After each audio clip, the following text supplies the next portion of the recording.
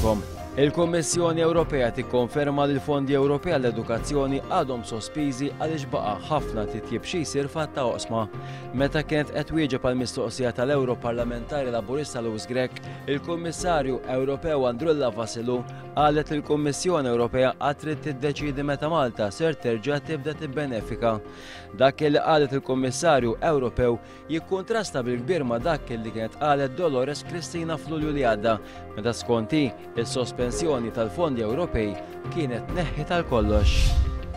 Il-lejla l-Eżekuttiv tal-Partit Nazzjonalista ser jerġa' jiltaqa' biex ikompli jiddiskuti l-mozzjoni tal-Oppożizzjoni dwar it-trasport pubbliku u daw wara talba li saret mid-Deputat Nazzjonalista Franco De Bono biex din il-mozzjoni tkun diskussa fil-laqgħa tal-Grupp Parlamentari Nazzjonalista. L-attakki fuq Franco De Bono għaliex qed isemma leħnu issa issuktaw anke permezz ta' Facebook. Id-Deputat Nazzjonalista Filipp Mifsud fis-sigħat li għaddew kiteb li donnu hawn min bil-fors irid jagħmel ħoss. Anke kikun ċert li qed jistona bil-kbir xorta jippersisti biħsejjes l-aqwa li jiġbed l-attenzjoni għal Filipp Mifsud. Il-funeral ta' Missier l-Arċisqof Paul Cremona Joseph M. Cremona se jsir nhar l-Erbgħa li ġejjin fil-Knisja tal-Madonna tal-Karmel l-Belt Valletta. Il-quddiesa preżenti katavre ser tiġi ċċelebrata fis-satejn ta' wara nofsinhar biex wara ssir iddifna fil-qabar tal-familja fiċ-ċimiterju tal-Addolorata. Missier l-Arċisqof Paul Cremona għadda l-ħajja ta' dejjem il-ħadd fil-għaxija fl-età ta' 95 sena.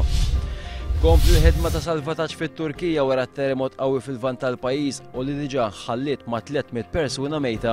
L-arm il-quta kienet il-belt ta' Erkis fejn mal-1000 binjan erdet u għatta nies għadhom irrappurtati nieqsa. Apparti il-mejta t-terremot ħallal fuq minn 1000 persuna oħra midruba bil-bilanċ illi mistenni jkompli jikber. U fl-aħħar nett il-whistleblower Wikileaks ħabbret li ser twaqqaf il-pubblikazzjoni ta' dokumenti sensittivi. Wikileaks qalet li minflok ser tifoka fuq ġbir ta' flus biex ikun assigurat il-futur tagħha. Id-deċiżjoni ttieħdet wara li kumpaniji finanzjarji Amerikani għażlu illi ma jibqgħux isostnuha.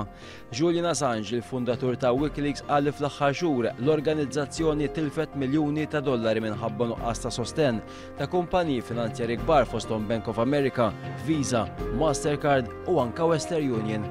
Dak kien kollox għalissa, aktar dettalji fil-bulettin tas 7:30 fuq 1.